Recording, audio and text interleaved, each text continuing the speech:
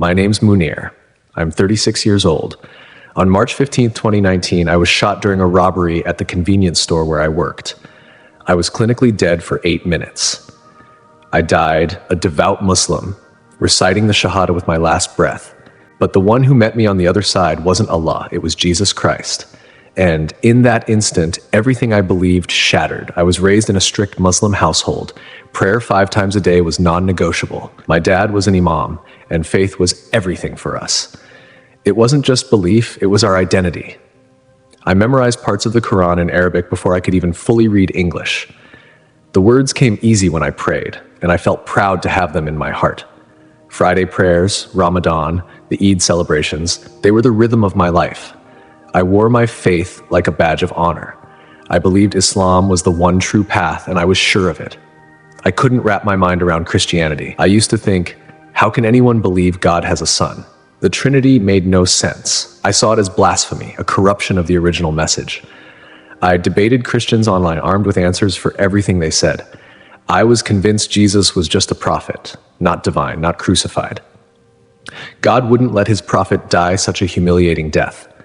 That's what I'd been taught, and I believed it with everything I had. My routine never changed.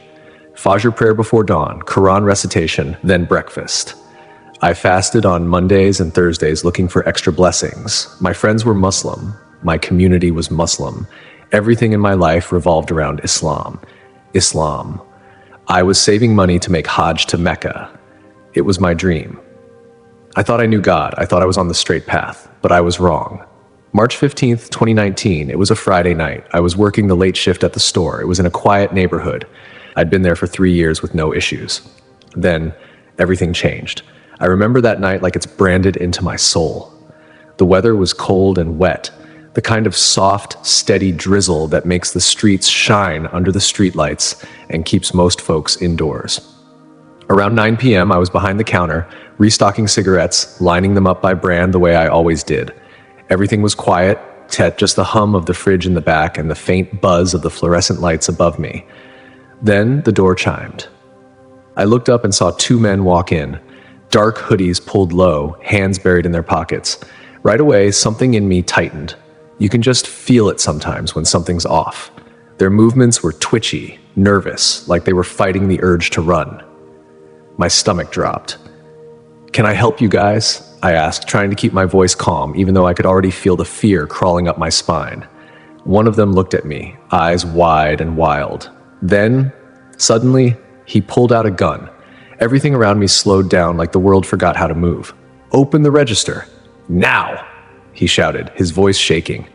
The barrel of that gun looked huge. My hands went up without me even thinking. Okay, just stay calm," I said. "I'll give you whatever you want, man. Just stay calm." My heart was beating so hard I could feel it pounding in my throat. My hands were trembling as I tried to punch in the code to open the register. The drawer jammed for a second and panic shot through me like fire. The second guy yelled, "Hurry up! Someone's gonna see us!" I remember thinking, just give them the money. Don't make a move. Your life's worth more than this. Finally, the drawer opened with a click. I started laying out the bills, slow and careful, praying they'd just take it and leave. But then, a car pulled up outside. Headlights swept across the glass. That's when everything went to hell.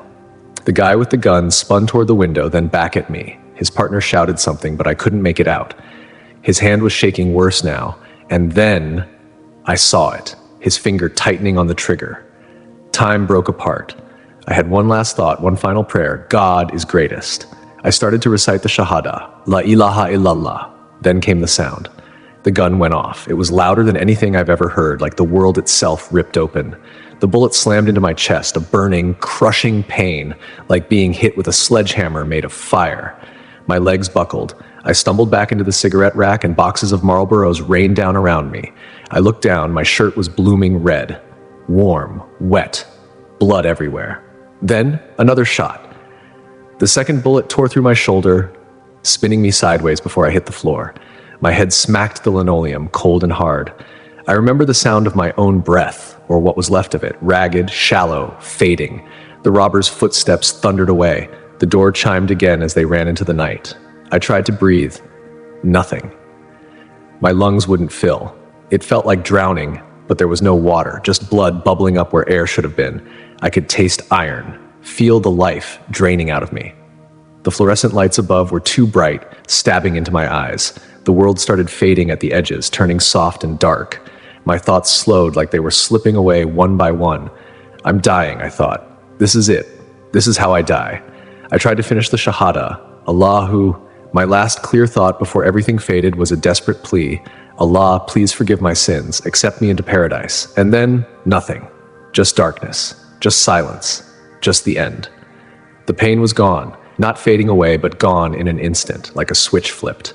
I wasn't in my body anymore, but I wasn't gone either. I was somewhere else, yet somehow still right there. It's hard to explain. I was floating, weightless, calm, and strangely alert. Below me, I could see my body on the floor. It looked small, fragile, broken. The pool of blood spreading around me looked too red, too bright under those harsh fluorescent lights. I could see the bullet holes, the strange bend of my arm twisted underneath me. My eyes were open but empty, staring into nothing. And I knew, without question, I was dead. A weird thing caught my attention. A crumpled pack of cigarettes still clutched in my hand. I'd been restocking the shelf when the shots rang out. That tiny, ordinary detail hit me harder than anything. It made it all feel real. But no fear came. No panic, just confusion, deep, aching confusion, and a strange, quiet curiosity. I tried to move, to go back to my body, but I couldn't. There was this gentle pull, soft but steady, tugging me away from it. It wasn't violent, but it was firm, like something was saying, "You can't stay here." I remember thinking, this can't be real. This must be the moment before judgment, the transition the Quran talks about. I waited. I expected to see the angel of death, just like I'd been taught. I braced myself for Munkar and Nakir, the two angels of the grave who would question me about my faith, my deeds, my beliefs. I prepared myself to answer, to stand in judgment, to face whatever came next. I ran through everything in my head, my prayers, my fasting, my charity. Had I done enough? Would my deeds outweigh my sins?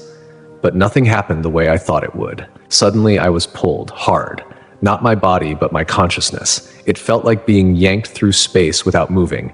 The store, the lights, the floor, all of it vanished. Everything around me turned dark. Not just the kind of dark when you close your eyes. This was something deeper, alive somehow, heavy, pressing. It wasn't just the absence of light. It was like the darkness itself had weight. Still, I could think. I could feel myself existing. But there was nothing around me. No sound, no direction, no sense of time. I whispered into the void. Where are the angels? Where's the judgment? Then the panic started creeping in, cold and slow. This wasn't what I'd been taught. There was no bridge of sirat stretched over hell, no scales weighing my good deeds against my sins, just endless suffocating darkness. I tried to pray. Allah, where are you? I served you. I kept every prayer, every fast. I did everything I was told. And in that moment, the darkness seemed to answer.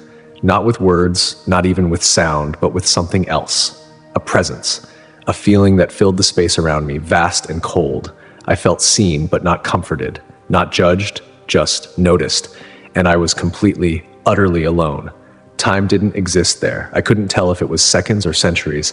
I kept thinking, is this punishment? Is this hell? What did I do wrong? I replayed my entire life, every prayer, every fast, every act of charity. I'd followed the straight path. I memorized the Quran. I was devout. I was faithful. So why was I here? In this darkness that felt like it would never end. The confusion pressed in harder than any pain I'd ever known. The darkness was everywhere, pressing in on me like it was going to crush the life out of me, even though I didn't have a body to feel it with. It was suffocating, but it felt wrong, like it didn't belong. Then something changed. Out in the distance, so far away it seemed impossible, a tiny point of light appeared. It wasn't like a star. It didn't twinkle. It didn't belong to the night sky. It was like this light was coming into existence from nothing, like it was being born, pushing the darkness away. At first, it was small, barely visible, but it was warm. It called to me, inviting yet terrifying at the same time. The closer it got, the more powerful it became, like it was growing, or maybe I was moving toward it. I couldn't tell. Now think about this. What would you do if everything you'd ever known, everything you believed in, was suddenly being challenged? What would you do if your entire world came crashing down around you? I felt myself pulled toward it, but not like a choice. It was like I couldn't resist. But was it just the pull, or was I choosing to go? I couldn't tell where the pull ended and my will began. It was all tangled together. The closer I got, the stronger the light became, and with it, this presence, this feeling, washed over me. It wasn't like love that I'd known before. Not the love from my family, not the love of friends. This was different. It was a love so deep, so absolute, that it made me want to weep, even though I had no eyes. It was a truth, terrible, beautiful, and full of such power that I knew it would destroy everything I thought I knew, everything I had believed. I tried to resist, to hold on to what I thought was right. No, I need Allah. Ya Allah, I need Islam. That's who I am. That's my identity. But the pull was too much. It wasn't just gravity anymore. It was something stronger, something impossible to fight. The light wasn't blinding, not like how I expected. It was revealing. It showed me things I'd never seen before, things I couldn't deny, truths I'd never even considered. I felt my worldview, everything I had built my life around, starting to crack, like ice breaking under pressure. The fear and the wonder tangled together, mixing in ways that were too much to bear. What is this? Who is this? The questions screamed in my mind, desperate for answers. And then, before I could even process what was happening, I was there. I was in the light, surrounded by it, consumed by it. And then I saw him, Jesus Christ. I saw him standing there right in front of me, and everything I believed died in that moment. I wasn't in a place. I wasn't in time. I stood there in a space that was everywhere and nowhere all at once. The light was all around me, but it didn't hurt to look at. And there he was, Jesus. He wasn't the pale, distant figure from the paintings I'd seen growing up. No, he was radiant, full of power, more real than anything I'd ever experienced. His eyes, oh, his eyes, they held galaxies in them, depths I couldn't even begin to understand. His presence, it was real, more real than the ground under my feet, more real than anything I had ever known. I felt myself falling, but not physically. Spiritually, I was collapsing, overwhelmed by the weight of his holiness. And in that moment, I saw everything. Every sin, every wrong thing I'd ever done, it was all laid bare in front of me. It wasn't just the things I'd done, the mistakes, the regrets. No, it was the thoughts, the hidden pride, the bitterness, the hatred I kept buried, the lust, the selfishness, the darkness in my heart. All of it was suddenly there, exposed. I was naked before him, laid bare in the light, utterly exposed. Terror gripped me like nothing I'd felt during the shooting. It wasn't pain, but something far deeper. I was going to be destroyed. I was going to cease to exist. This holiness, this presence was going to consume me completely. I couldn't escape it. It was too much. But then he smiled. And in that smile was more love than I ever knew could exist in the universe. It wasn't just a smile. It was a force, a wave of warmth, a kind of overwhelming peace that flooded every part of me. He didn't speak with words, not in the way we speak. He spoke directly into my being, into the deepest corners of my soul. Muneer, I know you. I've always known you. I froze. In my mind, I stammered, but you're Jesus. The words didn't make sense. I couldn't make sense of them. You can't be. You're not. But even as I thought that, the weight of his gaze settled on me, and he spoke again. I am the way, the truth, and the life. Each word wasn't just a sentence. It was an undeniable truth, a reality that resonated through every part of me. I couldn't argue, couldn't fight it. His presence, his voice, it was absolute. It was real. No one comes to the Father except through me. I felt my Islamic theology scream inside me, protesting, no, you're just a prophet. You're not God. You can't be divine. But standing there in front of him, I knew. I knew in a way that defied all reason, all logic. He was exactly who he said he was. He wasn't just divine. He was God made flesh, just like Christians had always said. Everything I'd believed, everything I'd been taught since I was a child, started to crumble. It was like watching a sandcastle being swallowed by the tide. The faith I'd held onto for so long, gone, slipping away, vanishing in an instant. Then the Trinity, this idea that had always confused and angered me, clicked. Suddenly, it made perfect sense. How could God be one, yet three? But there it was, Father, Son, Spirit, unified, perfect love, perfect communion, perfect unity. I didn't need words to understand it anymore. I just knew. I couldn't help myself. I asked, my voice breaking, why? Why did you let me believe a lie my whole life? His answer shook me. It wasn't loud, but it was so deep, so full of truth, it rattled my very core. I never left you, Muneer. I called to you many times, but you chose what was familiar. You chose what was comfortable. You chose what your family taught you. You closed your ears to my voice. Then he started showing me things, not just memories, but truths I'd buried so deep I didn't even know they were still inside me. It was like my whole life started playing back, moment by moment, but this time I was seeing it through his eyes. Every time he'd tried to reach me, every small sign I'd brushed off, it all came into focus like crystal.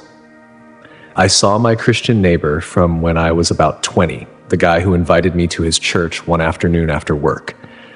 I'd laughed in his face later, called him a fool for believing God had a son.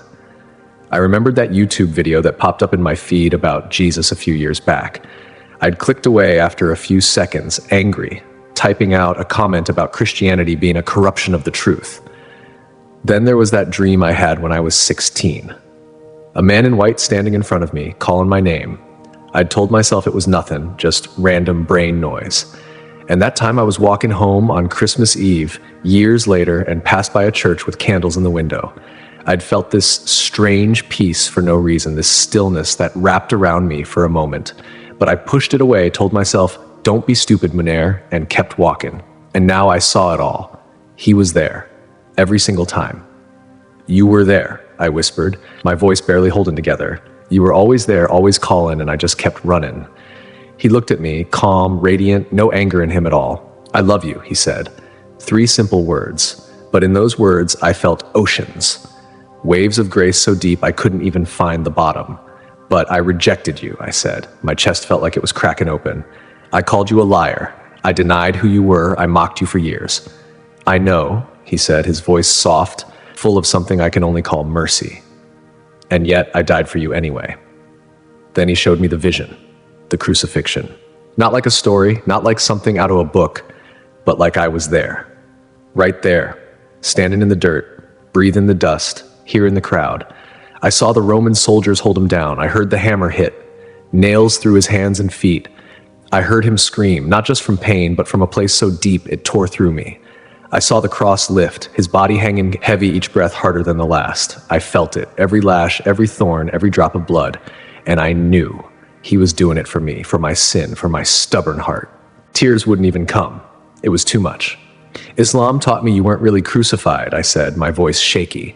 "That God saved you, that he switched you with someone else, that you were just a prophet who went straight to heaven."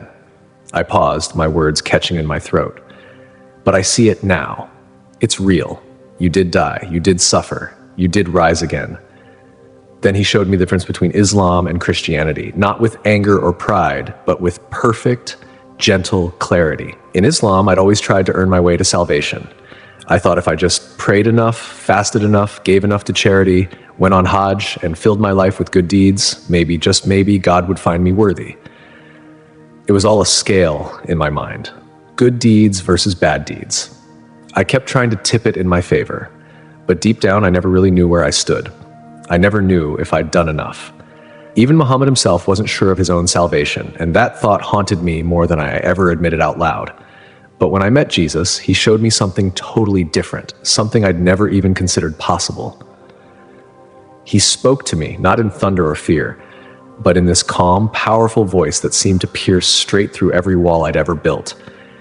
He said, "Grace, Muneer, unmerited favor, unearned love. You can't earn this. It's not something you achieve, it's a gift. You can only receive it." He looked at me with this kind of love I'd never seen before, a love that felt alive. And he said, "All your prayers, all your fasting, all your good works, they were never enough. Because the standard is perfection, and only I am perfect. I lived the life you couldn't live, I died the death you deserved to die, and I rose again to give you life, eternal life, if you'll simply believe and receive." The simplicity of it almost broke me. It was so clear, so undeserved, it felt offensive to the way I'd lived my whole life. Always striving, always measuring myself, always wondering if I was good enough. And suddenly it hit me. All my years of trying to earn my place with God, they meant nothing without him. Then he looked at me, right into me, and said softly, "So I'm asking you, like a father asking his child, will you accept this gift?" Every part of me wanted to shout yes right then, but the cost flashed through my mind like lightning. my family, my community, my identity as a Muslim, everything I'd built my life on. If I said yes, I'd lose it all. My father, the Imam, his stern face came to mind, the weight of his faith pressing on me like stone. I could almost see his eyes, filled with disbelief and fury. I thought of my mother, her gentle hands guiding mine when I was a boy, teaching me my first Arabic prayers. Her smile during Ramadan, her whispered blessings. What would she think of me? I thought about my friends at the mosque, the brothers I'd grown up with, studied the Quran with, shared meals and laughter with after iftar. They'd see me as a traitor, an outcast. In Islam, turning away from the faith is apostasy, punishable by death. I could be killed, or worse, erased from my family, like I never existed. My name would become a warning, a curse. Don't be like him.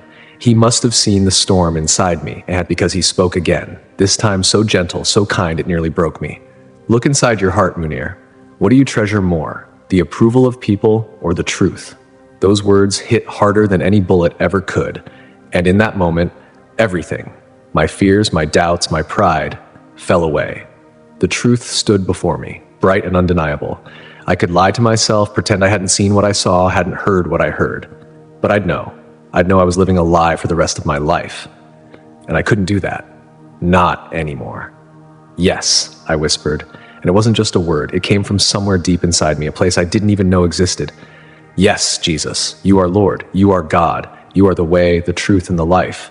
I believe you died for me. I believe you rose again. I surrender. I give you everything I am, everything I have. And the moment those words left my lips, everything changed. The light around me grew brighter, so bright I thought it might swallow me whole, but instead, it filled me. It poured through me like fire and water at the same time. I wasn't just standing there anymore, I was changing.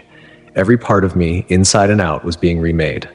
The old Muneer, the Muslim Muneer who had lived, prayed, and believed for 34 years was dying right there in that moment.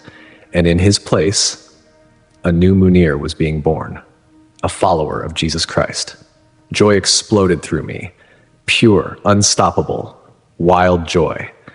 It wasn't like anything I'd ever felt before. It wasn't duty, it wasn't fear, it wasn't the constant wondering if I'd done enough good deeds to be worthy.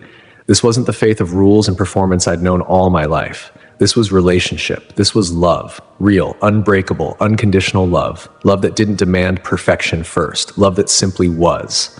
For the first time ever, I felt free. Completely, totally free. I wasn't trying to earn anything. I wasn't afraid of falling short. I was standing in something alive, something eternal. I could feel life itself pulsing through me. This was life, real life, the kind that never ends. Then Jesus spoke again. His voice, it carried both power and gentleness, like thunder wrapped in peace. You must go back, Muneer. I froze. No, I said instantly. Please, I don't want to go back. I want to stay here with you. I don't want to return to that broken body, that painful world, that life full of struggle. Here with you is perfect. Why would I ever leave this? He looked at me, no judgment, no anger, just deep understanding. His smile reached through me like light passing through glass. Because others need to hear what you've seen, he said. Others still trapped in darkness like you once were. Others searching for truth the way you searched. Muslims who need to know that I love them, that I'd for them too. That there's a way to know God personally. Christians who've forgotten the power of their faith, who take grace for granted, who've lost their first love. Seekers who are wondering if truth even exists, if God is real, if life has meaning beyond what they can see. Then his tone grew deeper, stronger, like every word carried eternity in it. You will tell them, he said, and it wasn't just an order. It was both invitation and command, both request and requirement. But it will cost you everything, he warned. His eyes locked with mine, steady, sorrowful, yet full of love. Your family may reject you. Your community will persecute you. You may face violence, hatred, isolation. Some will call you a traitor, a fool, a liar. They'll say you made it all up, that the shooting damaged your mind, that you've lost your way. Are you willing to pay that price? I stood there, trembling, his words echoing through every part of me. I thought of the pain he'd endured, the love that had hung on a cross. I thought of the truth he'd just revealed to me, the truth that had set me free from the endless weight of works and fear. I thought of my family, my friends, my brothers still in chaos, still striving to earn what can only be given, and I knew my answer. Yes, I said, my voice steady, my heart burning. If you're with me, I can face anything. Jesus' face softened and his smile, oh, that smile. It felt like sunlight breaking through storm clouds. Then remember this moment, he said, reaching out toward me. When the world tears at you, when doubt creeps in, when fear rises, when you want to give up and go back, remember what you've seen here. Remember what you know. Remember that I am with you always, even to the end of the age. His hand touched my shoulder. And though he was spirit, and I was spirit, the touch was real, more real than anything I'd ever felt in my earthly life. Warmth flooded through me. Strength, courage, purpose. Go now, Muneer, he said softly but firmly. Go and testify to the truth. Go and tell them what you've seen. I will never leave you or forsake you. I felt myself being pulled away, backwards, like I was drifting further from him, further from the light. No, not yet. I wasn't ready to leave. The light began to fade, but it didn't vanish. It slipped inside me, sinking deep into my chest where my heart would have been, burning with an intensity that felt like a piece of the sun had found its home inside me. Jesus remained there for just a moment longer, his hands still raised in blessing, his gaze soft yet all-knowing. His words, I will never leave you or forsake you, echoed through me, not just in my ears but deep in my soul. It was like those words wrapped around me, filled me. And then just as quickly as he had come, he was gone and the darkness returned. But this time it wasn't the terrifying void that had swallowed me before. No, this darkness felt different, purposeful even. It was like a tunnel, not of despair but of transition, leading somewhere I had to go. I was being pulled back to my body, back to pain, back to life, back to a world that would never be the same. I gasped. It was like a desperate, wild gulp of air, and the moment it filled my lungs, fire erupted in my chest. Pain shot through every nerve in my body as if electricity had been injected straight into my veins. Someone was screaming, and I realized, it's me. I'm screaming. He's alive. Oh my God, he's alive. It was a woman's voice, sharp with disbelief and shock. The customer who had found me. I was still on the floor of the convenience store, my blood now cold, sticky, and pooling around me in a dark, spreading mess. But everything was different now. I was different. Paramedics rushed in. I could hear their radios crackling, voices shouting medical terms I didn't understand. 2 GSWs, chest and shoulder, massive blood loss. We've got a pulse. How is that possible? Dispatch said he was code black. Hands were on me, lifting me, moving me, each motion sending waves of white-hot agony through my entire body. I couldn't help it. I cried out. I tried to speak, but it came out like a whisper, barely audible. Jesus, Jesus. A paramedic leaned close, his face twisted with concern. Stay with us, buddy. We're going to save you. No, I whispered, fighting to get the words out, fighting against the rising panic. Jesus already saved me. He looked at me, confused, but there was no time for explanations. I was loaded onto a stretcher, rushed toward the ambulance. As I passed under the ceiling tiles of the store, I caught a glimpse of the fluorescent lights, the same lights that had been the last thing I'd seen before death claimed me. But now they looked different, brighter, more beautiful, more alive. Everything felt real in a way I couldn't describe. The colors, the light, the air, it was all more vivid, more meaningful. Like the world had shifted from a dull shadow into something rich and full of purpose. And I knew why. I had seen the other side. I had looked truth in the eyes. And this world, this life, now seemed like a pale reflection in comparison. Surgery was a blur. Anesthesia pulled me under, and I fought it, terrified I wouldn't wake up again. The bright lights, masked faces, the sterile smell of antiseptic. Then, darkness, but not the kind that comes with death, just sleep. I remember coming to hours later. Everything was a fog, disoriented. My body was screaming in pain, and even the strongest meds couldn't touch it. I opened my eyes, and there was a doctor standing beside my bed, looking at me with a mix of amazement and clinical detachment. Mr. Muneer, he said, his voice soft but serious, you're incredibly lucky to be alive. The bullet missed your heart by less than an inch. 1 centimeter to the right, and you'd be dead. You lost nearly 40% of your blood. You were clinically dead for 8 minutes. By all rights, you shouldn't be here. Your brain should have suffered massive damage from oxygen deprivation. It's a miracle. Yes, I agreed, my voice weak, barely above a whisper. It's a miracle, but not the way you think. The doctor smiled, probably thinking I was delirious from the meds. But I knew what I knew. I had died and come back, and now I had a mission, a purpose. I wasn't just lucky to be alive, I was chosen. My family arrived within the hour, my mother, father, and my younger brother, Ahmed. My mother was crying, holding my hand, her tears falling on my skin like a silent prayer. She was thanking Allah, praising His mercy for sparing me. My father, ever the Imam, stood tall and stern, but I could see the relief in his eyes, barely hidden behind his composed face. "You survived, son," he said, his voice thick. "Allah was merciful. He protected you." Ahmed, my younger brother, looked completely shaken. His eyes were swollen and red from crying, his face pale with fear. He couldn't imagine life without me. I wanted so badly to tell them everything right then and there. The words burned inside me, demanding to be spoken, but as I looked at their faces, at their faith, their certainty, their devotion to Islam, the words died in my throat. How could I tell them?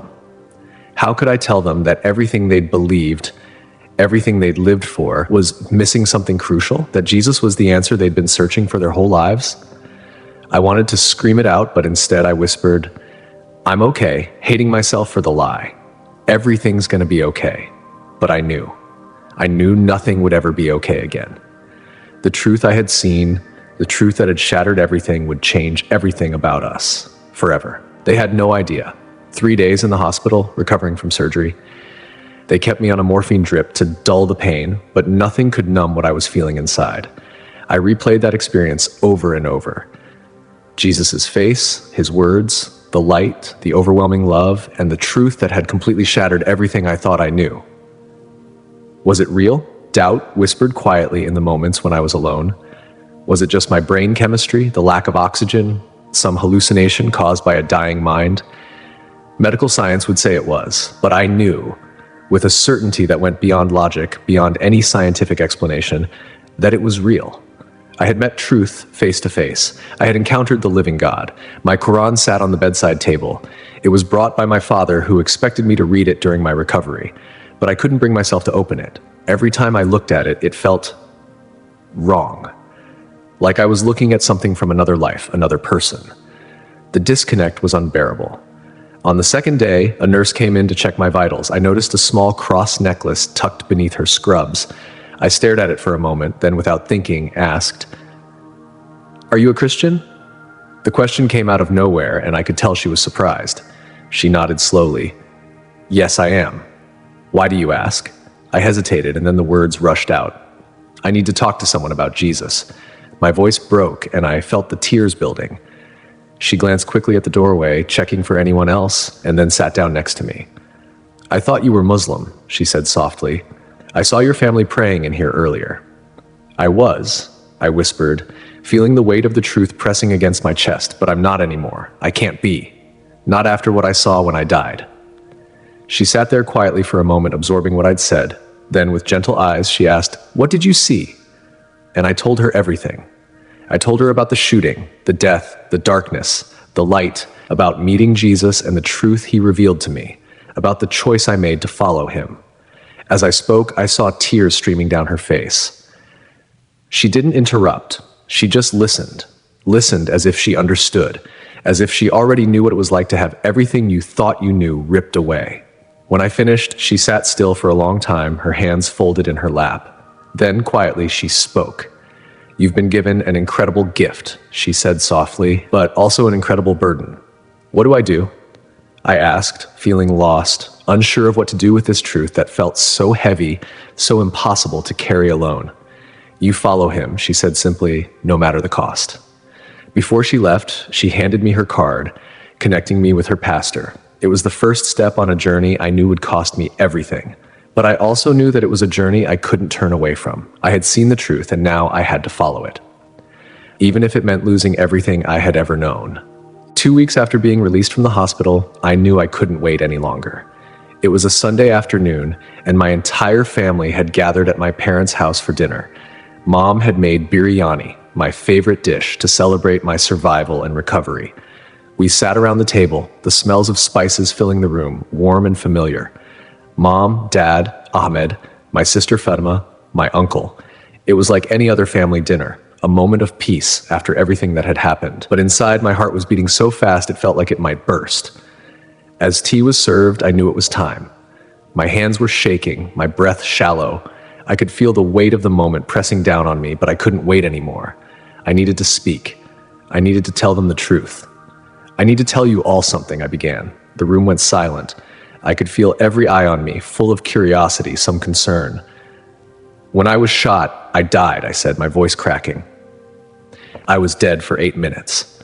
My mother gasped, her hand flying to her mouth. My father just nodded, his face serious, waiting for me to continue. But I couldn't just say it, I had to tell them everything. And while I was dead, I paused, trying to steady my breath. Something happened. I swallowed hard.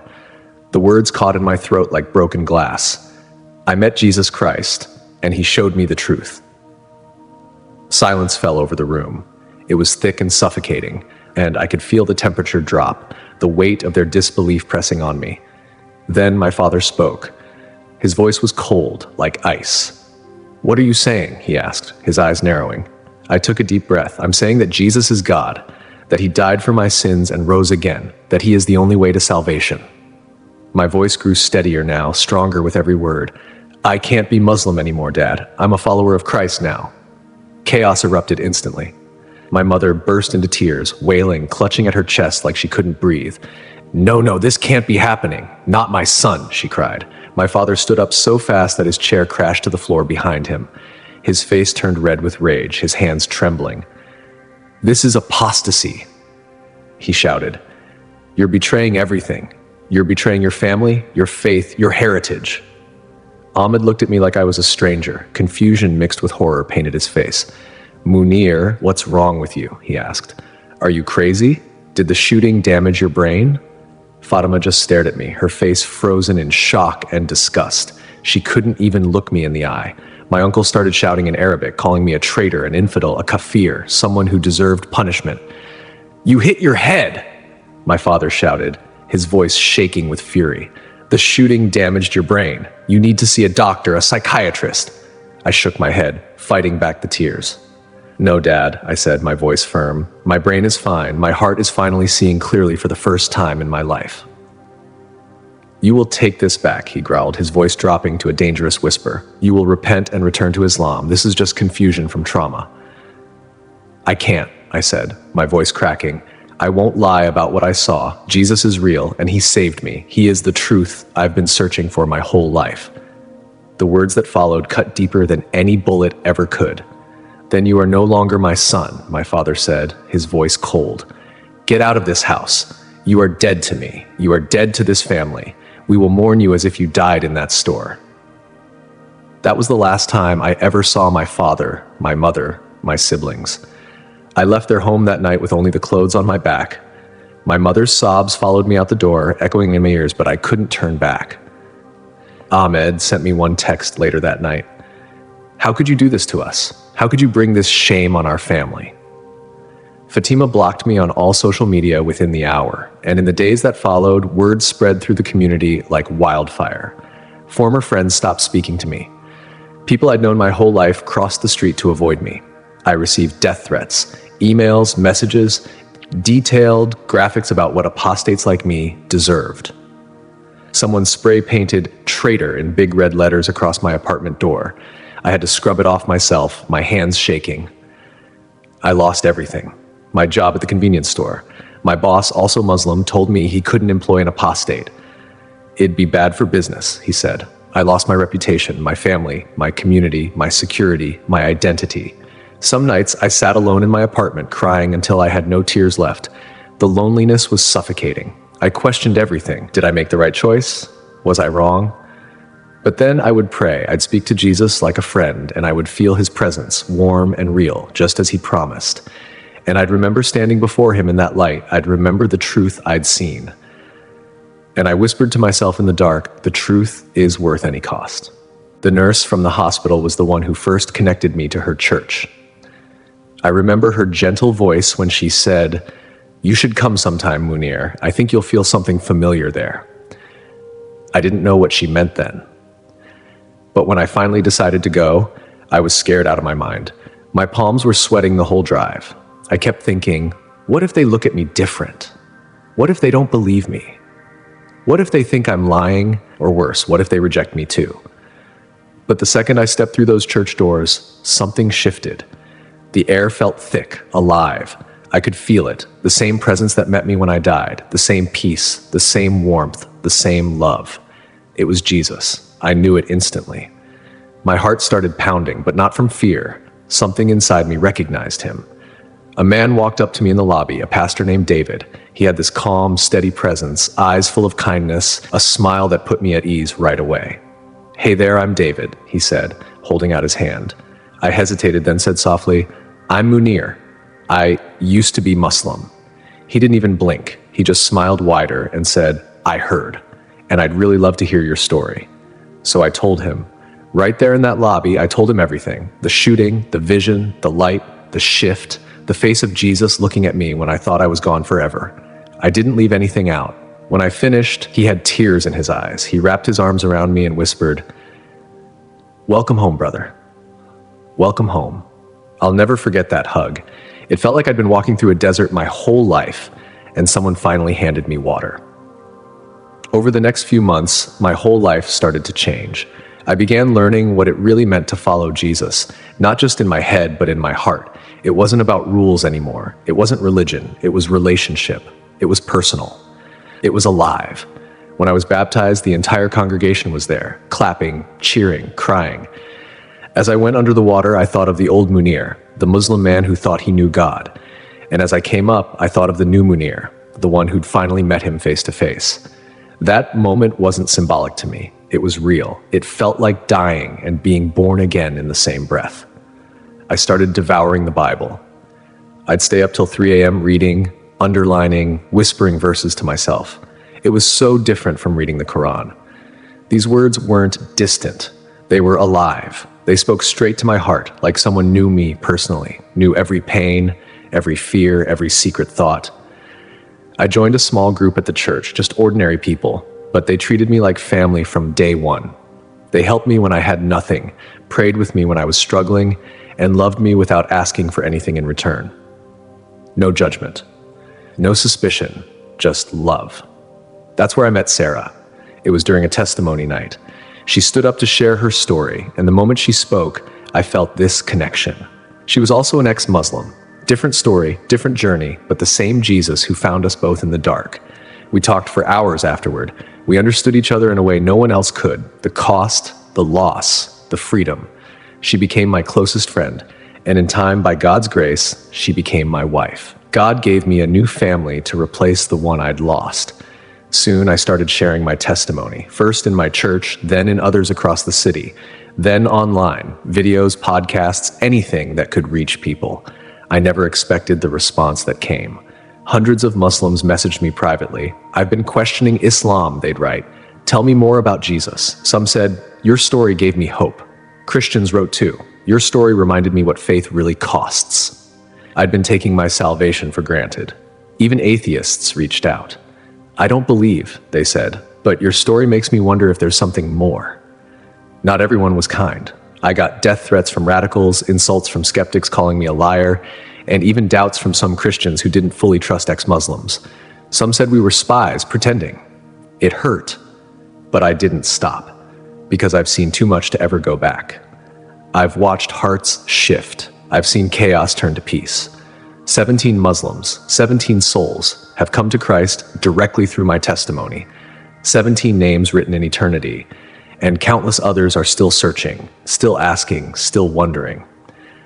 So why am I telling you all this right now? Maybe you think you just stumbled on this story by accident, but deep down you know better. Look inside your own heart. Ask yourself, why this story, this moment?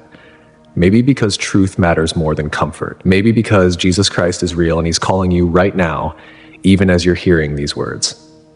To my Muslim friends and family who might be listening right now, please hear me. I know what you believe because I believed it too. I know you think I've been tricked, that I've turned my back on Allah, that I deserve punishment for what I'm saying. But I'm telling you, from the deepest part of who I am, I've seen the other side. And it's Jesus. He loves you more than you could ever imagine. He's not waiting for perfect prayers, not demanding flawless performance. He's offering you a gift that costs you nothing, but it cost him everything. Forgiveness, relationship, eternal life. You don't got to earn it. You just got to receive it. And to my Christian brothers and sisters, don't you dare take your faith for granted. I died to find out what you already know. Jesus is real. The gospel is real. The gospel's true. Heaven and hell, they're not just ideas. They're real. So live like it, speak it, share it bold and unashamed. Don't let anyone around you leave this world without hearing that truth. To the seekers, the skeptics, the ones who aren't sure what to believe, listen, I get it. I was the last person who should have ever become a Christian. My whole life, my whole identity was wrapped up in Islam. I had every reason to reject Jesus, every reason to walk away, but I couldn't deny what I experienced. Truth has a way of crashing through your defenses. I went into eternity a Muslim and came back a follower of Jesus. That change, it's real. It's permanent. 5 years later, I've never once doubted what I saw. Yeah, I've lost a lot. Friends, family, community. But I've gained everything. Jesus, truth, purpose, eternal life. The shooting was the worst thing that ever happened to me. But meeting Jesus, that was the best. And honestly, I'd do it all again. Because knowing him, it's worth any cost. He's calling you too. Will you answer?